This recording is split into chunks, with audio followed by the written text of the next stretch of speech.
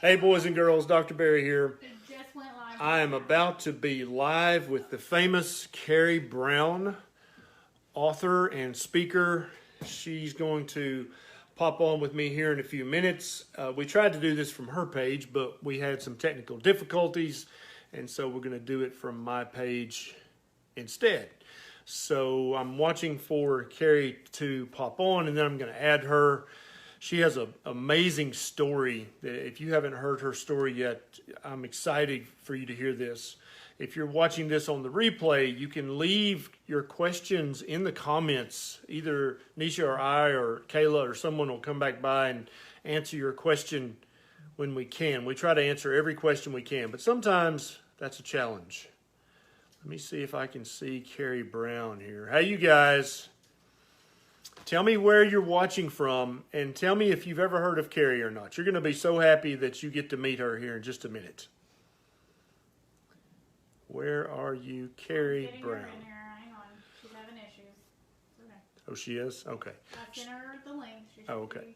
She's trying to get here. She'll be here any moment. So what were you guys doing? It's 113 degrees here currently, or it was anyway. I don't have an ad option on her.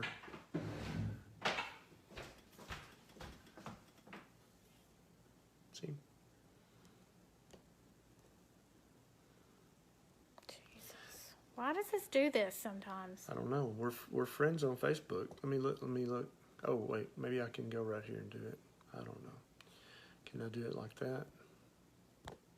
Those people are the ones that you should be able to add. I don't know why hers is I can blocked. add some people, but not other people's. Oh, Kerry, is your Facebook page a private page? If it's a private page, then I don't think you can do this. You have to make it public. Yeah, your page has to be public, I think, before you can do this.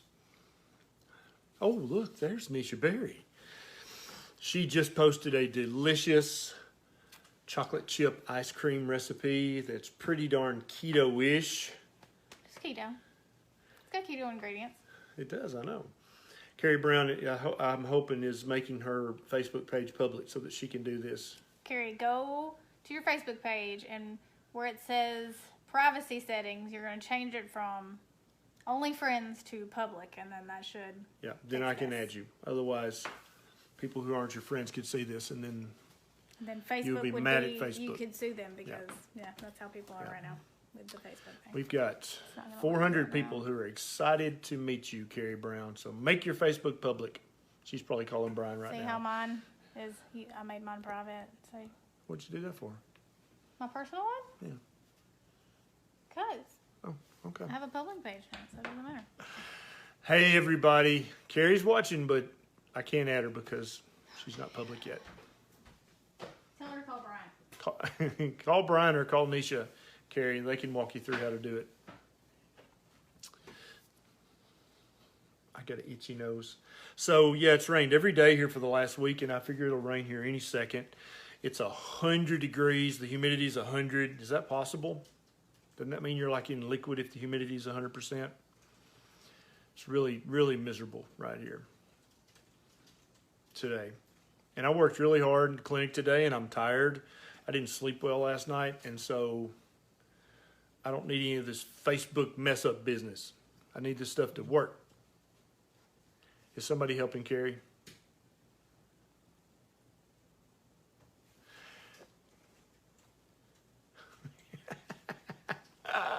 I bet Kerry is not saying happy words right now.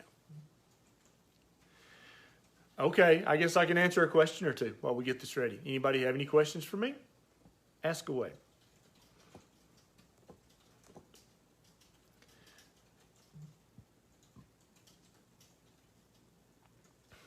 No, we're in Tennessee right now. Oh, it's like that in New Jersey too? Oh, yeah, it's so hot, man. I think we broke records all over the country.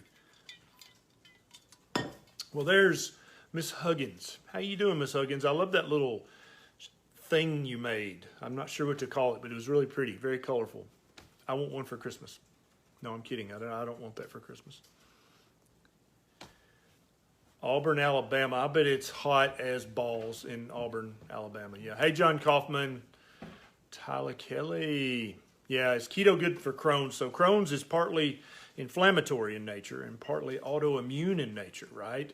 Keto's good for both of those things. And so keto's not going to cure your Crohn's, but it is going to improve it. You're going to have less severe flare-ups and flare-ups less often if you eat a good whole food ketogenic diet.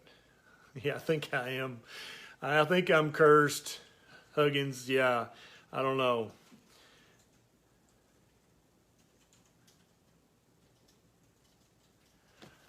Why won't my blood sugar go down on keto? That's a multifaceted question, Mary. We need to probably e-visit about that. Multiple things could be at play right there. How can I get started doing keto? Great question, Eva. So step one, get all sugar out of your house. White sugar, brown sugar, cane sugar, organic sugar, honey, agave nectar, molasses, everything. That's step one. Step two is to get all grains out of your house. Corn, wheat, rice, quinoa, millet, all that out of your house, okay? Oats are a grain. They will shoot your blood sugar sky high. That's so step one, get all sugar out. Step two, get all grains out. Step three, get all vegetable oils out. Get all Crisco, margarine, I can't believe it's not butter, any kind of fake oil, get that out of your house. Then step four is to start to replace good healthy oils in your house like avocado and olive and butter and pig butter, which is lard or bacon grease. Now let's see if I can add Kerry. She's on her laptop, so I told her to get on her phone and see if I didn't mean to do that. Sorry. That's okay. That's all right. So those are three great easy steps to go keto. Okay, you cannot be keto if you're eating any kind of sugar. Cannot be keto if you're eating any kind of grain. And I see some people saying sometimes, "Oh, these are low carb wraps, and so they meet my macros, and so I'm going to eat them." That's a mistake. If you're eating wheat and you're saying, "Oh, this wheat wrap meets my macros," no, I'm sorry. That's going to lead to chronic disease and suffering. You don't want to do that. Please don't do that just because something meets your macros. That'd be like saying, "Hey, I'm going to smoke some crack because it fits in my macros." That's dumb. Don't do that. Yeah. And also don't eat wheat wraps. That's just as dumb. And now let's see if I can add Kerry. Yes. Briss. Oh. It says it's adding. She has to confirm. Now you have to accept or confirm, Kerry, and then I think we are there. Yeah, Pam, I don't know how you convince your boyfriend that he doesn't need 1 billion grams of protein. All men think they need more protein. Yay, Kerry! Well. We figured it out. Okay, great. There she is. Man, that was so much hard work. Welcome. It's so good to talk to you. You too. I feel like such an idiot. Boys and girls, the famous Carrie Brown. And and Chris Duckett is the awesome Chris Duckett who does all the podcast production for the Keto Evangelist suite of podcasts. And we tested everything like half an hour before this. We tested my fancy mic and everything. So we had the best sound and the best quality. And then crickets. That's okay. We got it figured out now. How have you been? So apparently it doesn't work on a Mac. There was no join buttons. You couldn't see me. Nothing was happening. So silly Macintosh, of course. That's what it was. So cell phones it is. Hi, everybody. We've got a few people here who are anxious to meet you and hear your story and find out what you're Dave all about. Dave Feldman is Hey, watching. Dave. Can you hear me okay, Kerry? Can you hear me? I thought, yeah. Okay, good. Okay. Go for it. So I thought that when we started this, it might be because there's probably quite a few people who don't have any idea who I am. I think most people know who you are, but why don't we just do a little intro for like the 3 people who don't know Dr. Berry? So you let them know who you are. Okay. So I'm Dr. Ken Berry. I'm a board certified family physician. I practice in a small town in rural Tennessee called Camden. I've been practicing there for over 13 years. I've seen thousands and thousands of patients, and I have been eating a ketogenic diet for 3.5, 4 years, and recommending it to my patients for probably the last 2 years. And I realized, Kerry, that in my little clinic in Camden, I could help 40, 50, 60 people a day. And but I just wanted to help more people than that. And finally, one day, Nisha Berry said, duh, make a YouTube video. And I was like, okay, I will. And so that's what I did. And so I started making 2 or 3 a week, and here we are. And that's my story. Oh, and I love bacon. And we are so grateful for Nurse Nisha, and Yes. telling you to go make a video.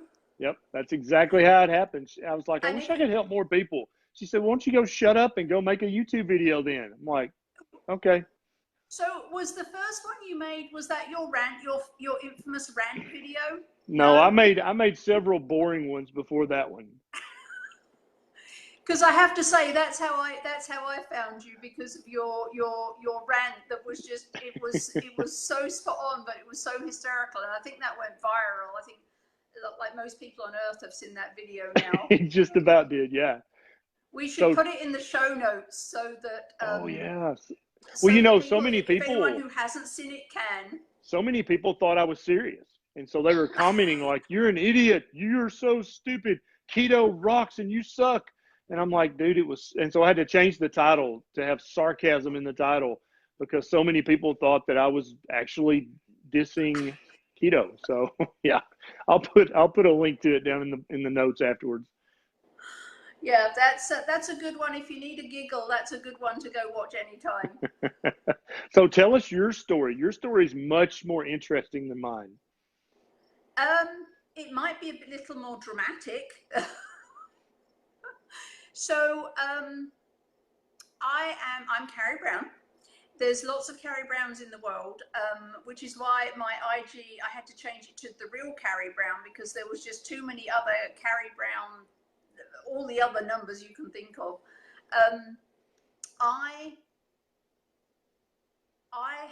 I was brought to keto through a journey with bipolar 2 disorder.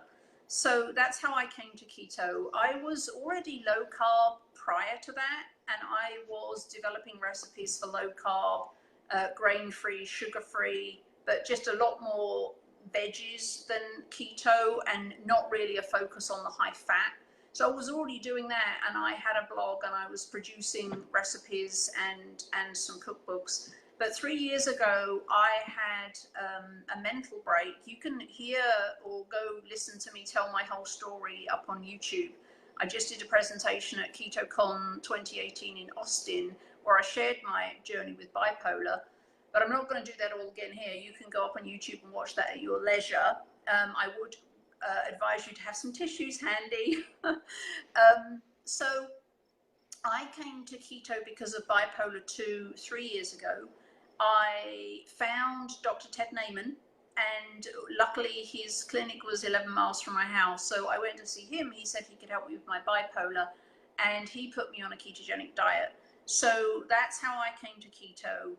And very long story short, I have been off all of my bipolar medications. In fact, I've been completely unmedicated for anything for the last 2.5 years, and I've had 0 symptoms of bipolar. I'm also no longer pre-diabetic, and my psoriasis, which I've had since I was 11, has almost completely gone. And in the years between when I was 11 and now, I have seen skin specialists all over the world. I've tried everything to get rid of it, and nothing worked. But now that's almost completely gone. I used to have constant ear infections. I haven't had an ear infection for at least 2.5 years. So many minor issues have also resolved, like no skin tags. I lost 10 pounds. I haven't lost a lot of weight, but then I was never big, so I didn't have a lot of weight to lose. But the big thing is that I'm no longer medicated for for any depressive orders, and I've had no symptoms of any bipolar or depressive orders in 2.5 years. So that's how I came to keto, and since then, because this journey for me has been literally life-changing, and I'm alive, which I didn't think I was going to be 5 years ago. I now have I work, I do what I do every day in, day out, is try and spread the message of how life-changing keto can be. But my focus, my absolute full heart, is for people who are experiencing any mental health issues at all, because, you know, that's my journey, that's my story, that's what I know. So, you know, I develop recipes, I write cookbooks, I run the Keto Evangelist Kitchen Facebook group. I do the Keto Evangelist Kitchen podcast with the awesome Brian Williamson, and we have Keto Evangelist Unlimited, which is a membership group where people who want some extra time and attention and resources, that's where they can come. So I do all of those things, but now, and especially now, there's been, I'm a bit of a hermit. I'm a big time introvert, and I'm shy, and I find it really difficult to sell myself and to reach out and to kind of do the whole look at me thing. I find it really difficult. But I realized about 2 or 3 months ago, I had been trying to do the work I do as a hermit, and I wasn't very public, and I wasn't really out there on social media very much. And then I realized 2 or 3 months ago that if I really, really wanted to share my message, I was going to have to become public. I was going to have to put myself out there, however uncomfortable it was, and however much I didn't really want to do that part. I realized that, and you know, my message, reducing the number, you know, the bottom line is, my goal in life is to reduce the number of suicides that happen. There's far too many, and there seems to be an increasing number. And there's been, particularly in the last few years, there's been a lot of really high profile suicides, and way too many people are suffering, and I can't stand it. And having been that close to suicide myself so many times, I know what it feels like to be in that pain, the psychological and emotional pain of living with clinical depression and more advanced depressive illnesses like bipolar disorder. It's destroying, it's soul destroying, and it affects not just you, but everyone around you who can't help you or doesn't know how to help you. And so my goal is to produce food, is to teach people how to cook food that is easy and simple, but even more delicious than the food that you all ate when you were on the standard American diet or the standard British diet or wherever you're from. That's my goal. But so that's why I produce recipes, and that's why I do the cookbooks, and also the podcast, where we actually try and help people learn, who haven't had to cook, how to learn how to cook. But my real passion for doing all this is trying to change the mental health landscape. So there's on average in America, 835 people in America this week are going to lose the struggle to stay alive, and another 21,000 people are going to be teetering on the edge. And we have to bring that number down. So you know, and if I can help people who don't have mental health issues, if I can help them through the way they eat, through ideas I can give them, or recipes I can share with them, or tips and tricks, if I can help reduce the number of people who are type 2 diabetics, or any of the other diseases that keto is just so incredibly useful for helping, that's a bonus. But for me, it's the thing that's truly the most important thing to me is mental health. Absolutely. I love your story, and I love your mission. And you're kind of like me. You're on a mission. You are literally going to change the course of the suicide rate in the US and in the UK, aren't you? You won't stop until you do. No, That's awesome. I That's what just, I'm talking about. I, I, I can't, knowing what I know, and to be clear, I'm not saying if you go to YouTube and watch my presentation at KetoCon 2018, you might come away thinking that the answer to bipolar 2 disorder is to take methylated B vitamins.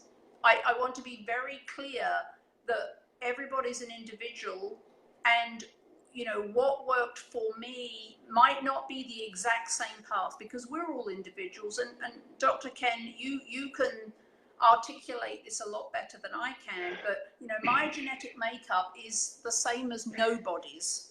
So what is going to, how I got to have bipolar disease, there's different things that made other people have bipolar, so the fix is going to be different.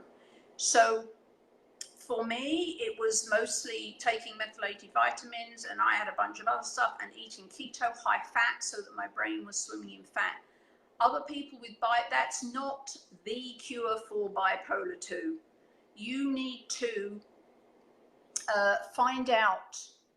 figure out, you need to be your own detective and figure out exactly what combination of things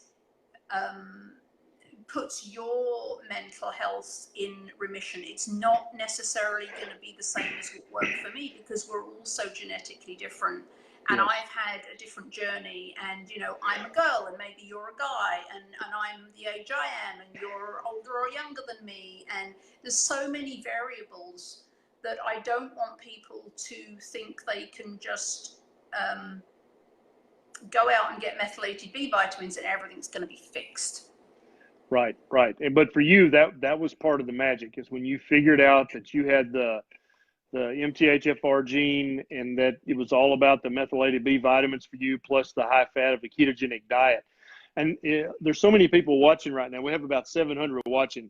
And I want you guys watching, if you've started the ketogenic way of eating and your anxiety has gotten better, or your depression has gotten better, or your bipolar disorder has gotten better, or your PTSD, or your ADD, I want you to put in the comments what you had and how much better it is, because there's people watching right now who need to hear your comments. Your comment could literally change their life right now. If you guys know somebody, a family member, whoever, who has anxiety, depression, bipolar, please share this on your page, share it on their page, send them a direct message. If you don't want to call them out in public, you can send this in a text message. You can post it everywhere you can post it, because the more you guys do that, the more you're going to reach that guy that's thinking about jumping off the bridge. And I'm not being flippant. I'm being serious. He's literally got his car pulled over right now, and he's scrolling through Facebook trying to figure out what he's going to do. Yeah, I'm not even kidding. You could literally save a life by sharing this video and sharing Carrie Brown's story. So tell us more about how you came to this, how keto became a part of this, because people are loving this. They want to know more. So Dr. Ken is exactly right. 835 people are going to jump off a bridge this week in America. So right now, somebody in this country is about to end their life because the psychological and emotional pain of living with depression or bipolar or anxiety or PTSD has got to the point where they are literally so exhausted they can't carry on. And that's what I'm passionate about stopping. I mean, I'm passionate about what keto can do for everybody, but that's, the mental health issues for me is why I get up every morning, and why I have decided to come out of the closet, so to speak, and do things that are really uncomfortable for me, like Facebook Live events, especially when I completely mess them up, and be very, very open and out there on social media, and I'm going out and meeting more people, and I'm going to more events, and I'm making myself visible, because we have to get the message out, and I can't do it from hiding in my kitchen behind my whisks. That's right. Yeah, I told Kerry in Austin that it was time for her to come out of her turtle shell. The world needed to hear her story, didn't I? I told you that. Yep. It's like, yep, it's time to come out and play. Tell me this, Kerry, before you had learned how to feed your body and your brain with this way of eating, would you have ever done a live video like this? And if you had tried to do it and it messed up like that, how would you have reacted to that back then? Well, I used to be, I'm a perfectionist because growing up, I was depressed my entire life. I've never known, until the last 2.5 years, I've never known anything other than depression. So I grew up knowing and being told that I wasn't good enough, and everything I did was wrong, and I was a failure. And so I grew up with that. So I became this hardcore perfectionist. There is no way on earth that I would ever have done a Facebook Live without, a makeup team and all the camera gear and all the things, because I couldn't, my inner introvert and my shyness would never allow me, as imperfect and failed a human as I had always been told I was. I'm never good enough. I would never have done a Facebook Live because there was never any understanding that anything I do could benefit someone, or that I was good enough to spread my message. And now I just don't care. I mean, I don't care what people think of me anymore. The mission that I'm on, to stop people dying, or to give people the hope that if they change their diet, if they gather some more data, if they fire their medical team and start being their own detective, that they can actually make this hell stop, is a greater thing for me than caring what other people think of me.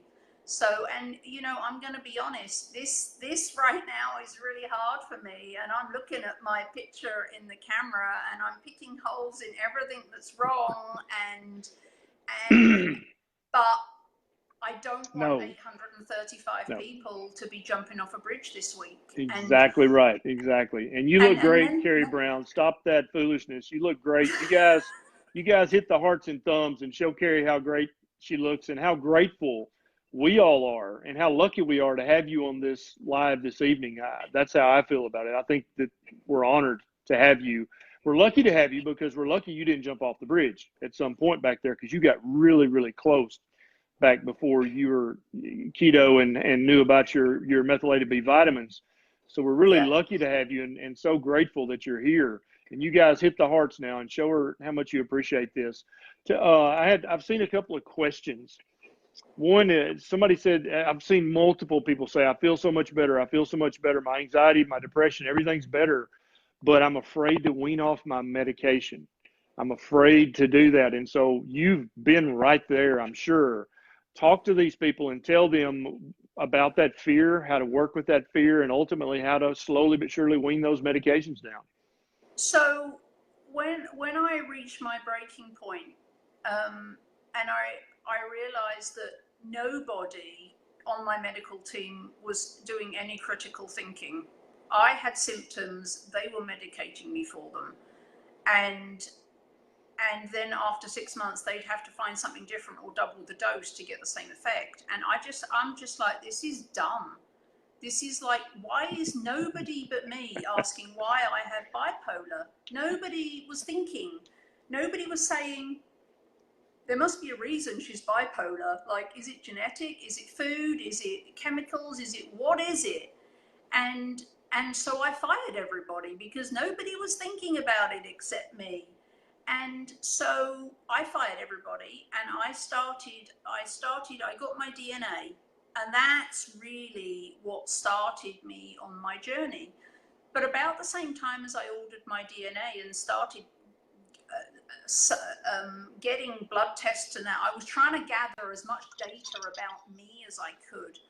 I bumped into a doctor on Twitter. Some of you know him, Dr. Ted Naiman. He's in Seattle. And I went to see him, and he said, I can help you with your bipolar. And he said that the drug I was on at the time was called lamotrigine, which is actually an anti-seizure medication.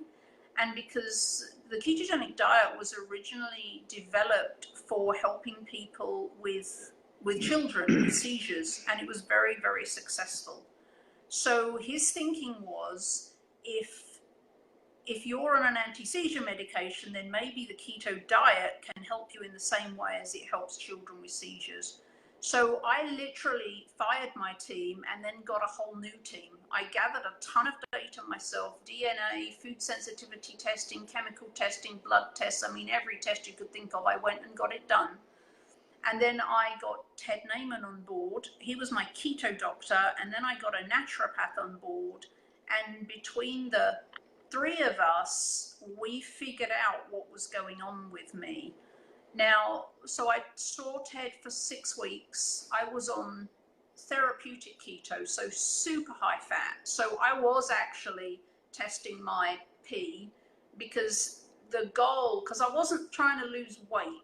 So then for therapeutic keto, you actually have to be chasing the deep purple end of the keto stick. That's the color you need for therapeutic keto, not for regular keto, but just for therapeutic. So that's what I was doing, because we were trying to make my brain swim in fat.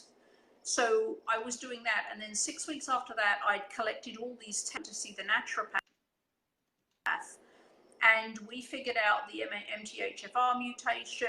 We figured that I have my serotonin and dopamine transmitters were broken in about 40 different places. So those are your mood balance receptors were just busted all over the place. I have a genetic intolerance to gluten. And another thing that turns out is quite important, very important, is that I have a very reduced ability to detoxify.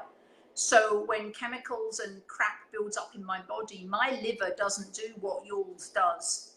I can't detox that crap. And of course, the toxins get trapped in your fat cells. And so, yeah, it's bad. So we found out all this stuff. Dr. Ball, my methylated B vitamins, which are critical for anybody with MTHFR, because we do not have the ability to methylate B vitamins and B vitamins until they're methylated. You all can methylate your own. I can't do that. So I have to have B vitamins that are pre-methylated. We put me on those. She put me on a bunch of other supplements to help support my adrenals, and I had an E. coli infection, and so we did all of that. And 6 weeks later, Dr. Nate said, you can come, bear in mind that they had doubled my times by that point. And he said, you can just stop taking it. I was terrified, because 1 week, about a year before that, I had accidentally run out of lamotrigine over the weekend. I figured it out on Saturday morning. By Monday lunchtime, I was suicidal, literally hanging on a thread. A friend who leave work and come and rescue me from my house. And so when Dr. Naiman said, you can just come off them, I was like, I can't do that. I'm terrified. So he said, okay, then cut it in half and wait a few days and see how you feel, and then cut it in half. And then, so that's what we did. I just got my lights all come off.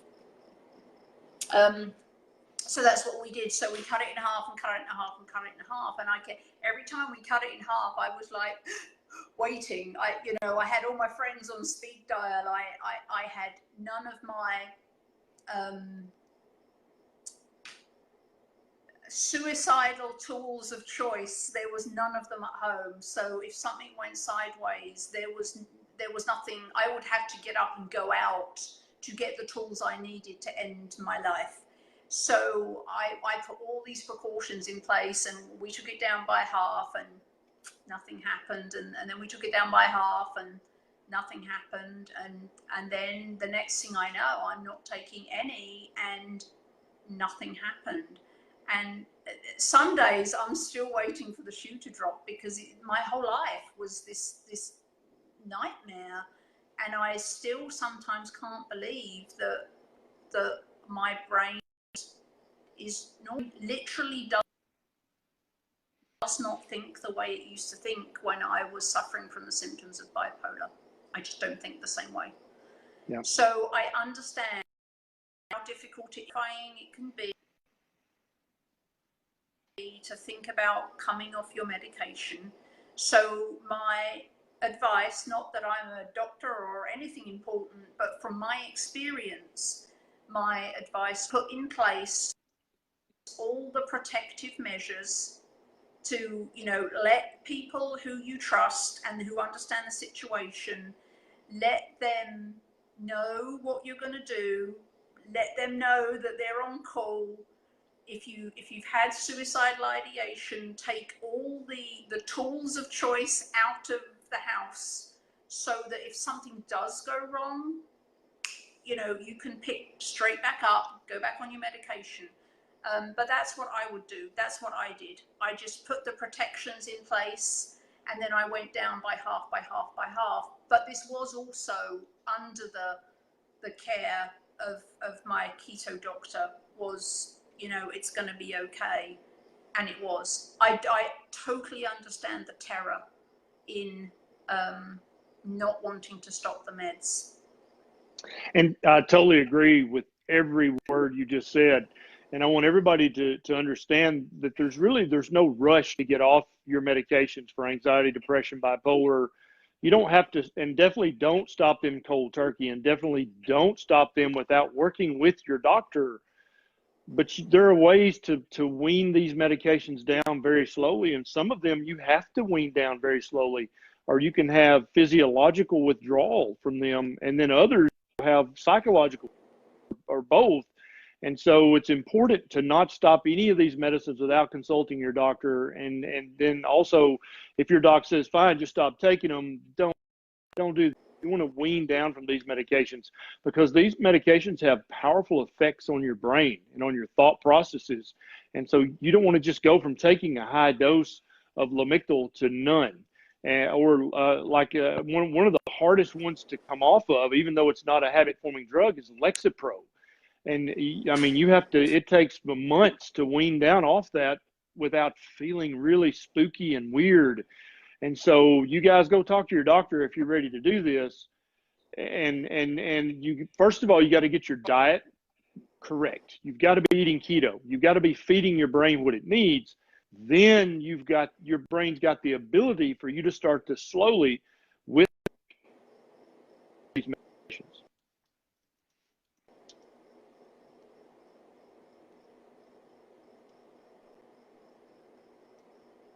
Are you there, Carrie Brown? I am. Okay.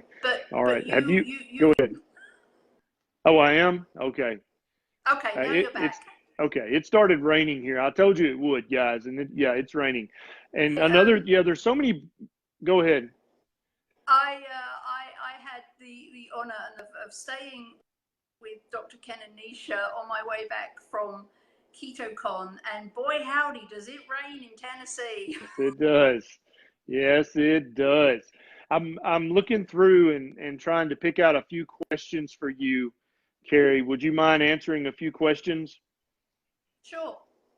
Okay. What help? Yeah, I think we're a little bit glitchy, people, because of the rain, but try. Yeah. And so Tracy says, some of these medications can actually cause suicide, but then also if you come off them too quickly, that can put you into the spiral. And so it's almost like you're playing with a loaded gun pointed in the wrong direction sometimes, especially if your doctor's just blindly grabbing out of the grab bag of medications, which is, I think that's how some doctors do it. What do you think about that, Kerry? I actually only heard every other word, so I'm not actually thinking much right now.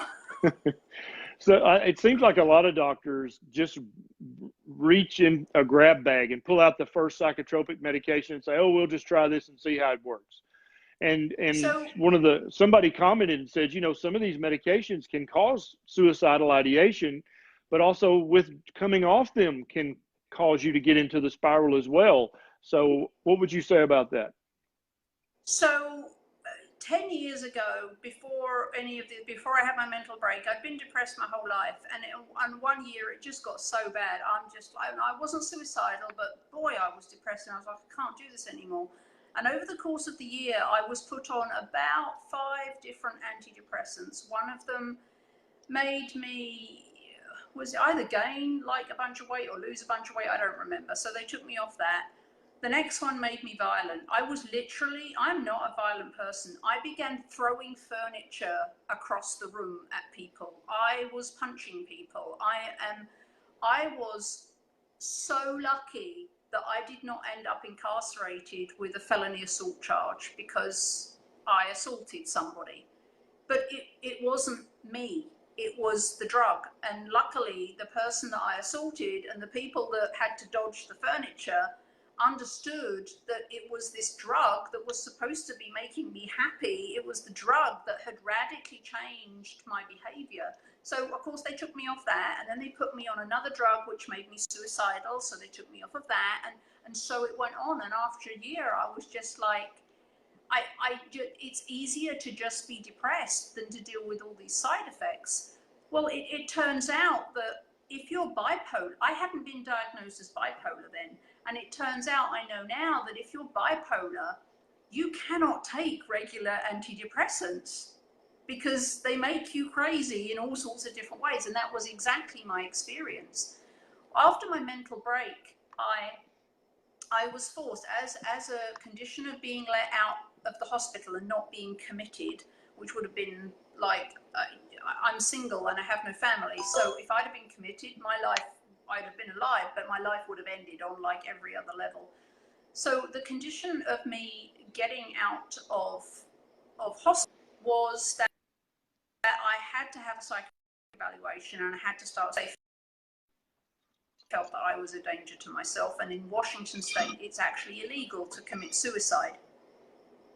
So I went to see a psychiatrist and did all the tests and everything. Of course, they're all just verbal tests. There's no physical tests they can take. And I was diagnosed as bipolar 2. And so I dutifully went, for 6 months, every week I was with a psychiatrist. And after 6 months, I was like, I said, you don't actually know what you're doing, do you? You psychiatrists, you don't know. We don't. He said, people come in and they have similar symptoms, and all the symptoms we put, that's how we kind of organize them. And then how we start to treat them is we say, okay, these people in this box, which we'll call bipolar 2, a lot of people with those symptoms respond well to this drug. So we're going to that drug because we put you in that box, and we're going to see what happens. And if that helps, great. And if it doesn't, well, then we'll try something else. And that's what they do. So, I mean, bipolar isn't even a thing. It's just a label that they made up because it's a system to help them kind of know where to start with us. But this was, my psychiatrist said to me, you're right. We don't actually know what we're doing. It's all just trial and error. And I don't think he was surprised when I fired him. Well, I'm proud of him for being. I wish more doctors would be honest and say, yeah, I have no damn idea which medication to put you on, but I'm just going to pick this one because I'm comfortable with it, or it's the one that the pretty drug rep told me about right during the free lunch that she bought us. But yeah, doctors, when it comes to psychiatric medications, we often have no idea why we're about to do what we're about to do. It's just a gut feeling, or it's just a guess, just a stab in the dark. And that's really embarrassing. And most doctors probably wish I weren't saying this right now, but it's totally true. And I'm not trying in any way, shape or form to shame the medical profession or psychiatrists or whatever. They're doing what they were taught to do, and they're there because they genuinely want to help people, but they're not taught to think critically about why. They're not asking why. Over here going, I have this in my brother. doesn't? Why did I grow up like this and my brother didn't? Why am I sensitive to this? And, you know, and I was asking all these questions. Why do I have psoriasis that does not respond to anything? And all the other doctors wanted to do was give me a steroid.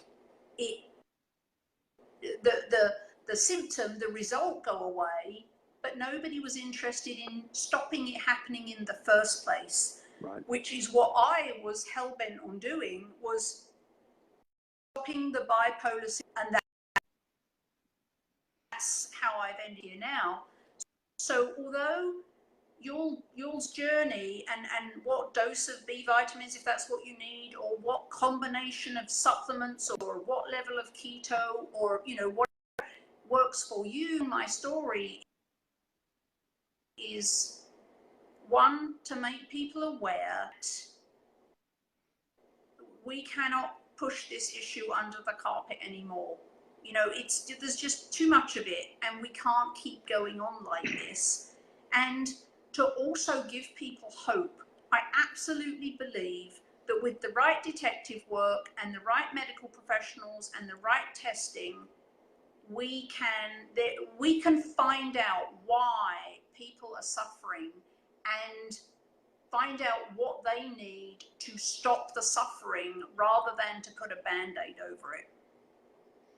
Yeah, I totally agree. Kerry, there are people listening right now who are just about at their wits' end. They don't have many days left before they're going to do something that they and their family will regret. Talk to that person right now. Talk to them and tell them what they need to hear. You know, I knew, even when I was really on the brink of killing myself, which for one period I was suicidal for 8 straight. When I mean that, I mean every minute I was awake, there was a head trying to persuade me to kill myself. There was a little spark of my intellect that knew that suicide was wrong and that I was somehow worth it. The tiniest little thing. And that's what I grabbed onto, even when there was this voice like whispering in my ear the entire time. It would be so easy, and all the pain, it would just stop, and it would feel so good. And, you know, when you've had that for your whole life, and then incessantly for 8 months, it can be, and just trying to figure out what the problem is, and waking up every day being completely exhausted from putting on the game face to go to work when your brain's trying to kill you. It's absolutely exhausting. But you have to know that there's a way out of this. There is a way out of this. I absolutely believe there's a way out of this. You just need to approach the problem in a different way. But most of all, you need to know that you are worth it. Whatever your brain's trying to tell you, however tired you are, there are people that can help you, and you are worth it.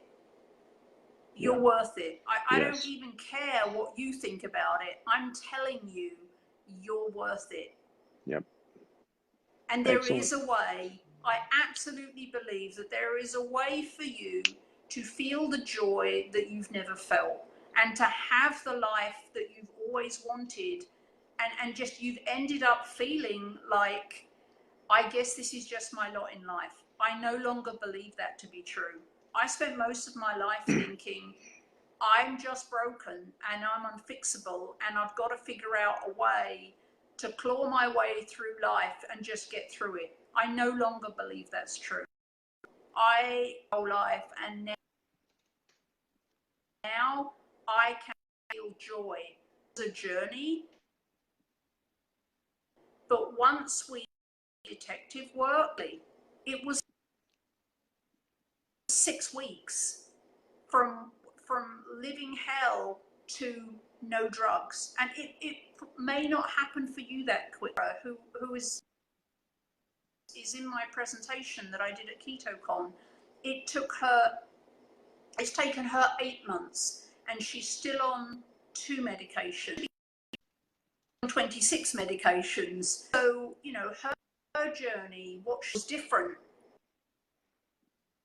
But even so, she's now down to 2, and she will also tell you that she cannot believe the change, and she cannot be more thankful for the hung on there, because there was a little spark in her that knew she was worth it. And she was actually hospitalized last year, and she was committed. And now you talk to her now, and she's like a completely new person, because she no longer has to battle with her brain day in, day out. So if you're there, if you're in that place, seriously, dig down to the bottom of your soul and hang on, because you're worth it. And I truly believe that there is a way for you to discover the wrinkle in your genetic makeup, or the supplement, or the level of fat that you eat.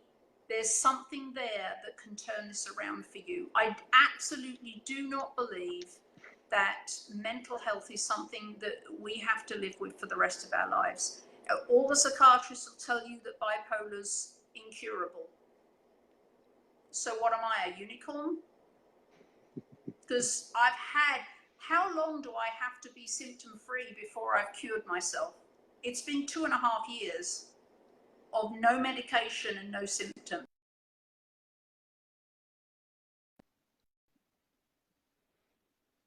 Any symptoms for 2.5 years. And, you know, doctors and other people can laugh at me, and I don't care.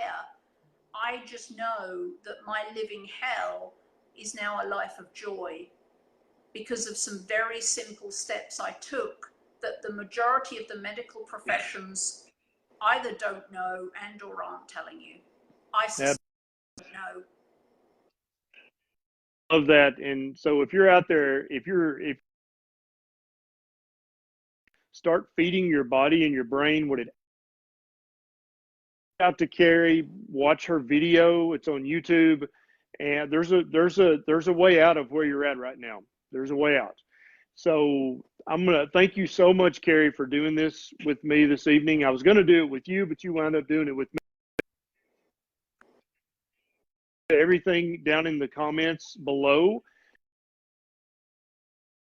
You can share it everywhere. And you guys, if like I said earlier, you could literally save somebody's life, definitely change people's lives by sharing this video, letting them hear Kerry Brown's story, where she was, how far down in the hole she was, and how she was able to come back by fixing her vitamins and fixing her food. So in my opinion, that's the solution for 95% of mental health problems, is fix your food and fix your vitamins and supplements if you need that.